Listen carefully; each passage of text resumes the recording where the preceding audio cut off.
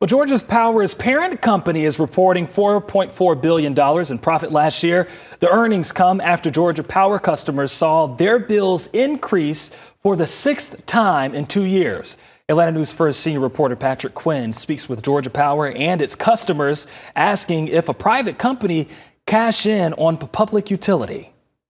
Customers are definitely paying for these profits. It's a direct link. Patty Duran with Cool Planet Solutions believes Georgia Power is prioritizing profits over people, cashing in from the rate increases on Georgia Power bills. There have been 6 hikes since 2023. Every time the rates increase, profits increase, and that means their stock price increases.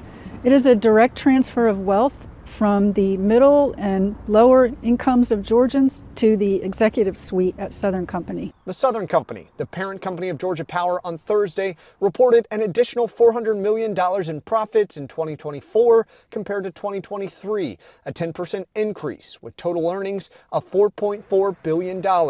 John Kraft, spokesperson for Georgia Power, told me Georgia Power does not see all of those dollars. It's important to note that in Georgia, under regulation by the Georgia Public Service Commission, Georgia Power's earnings are capped. So that acts to limit and helps protect our customers. That's what we work for. Georgia Public Service Commission has capped Georgia Power's earnings at 11.9%. Anything more, and customers could see a rebate on their bills. That did not happen last year. Commissioner Tim Echols told me the Southern Company's profits is not a draw on customers and in fact show strength, adding, quote, the profits of the Southern Company and stellar reputation they have in the industry and on Wall Street help them provide Georgia with a state-of-the-art system that attracts new business and industry. For Duran, she believes it's not the commission's job to bring in business, but to help ensure the public has equitable access to this basic utility. I would like to see state regulators require Georgia Power to use the grid more appropriately. We're all captive customers.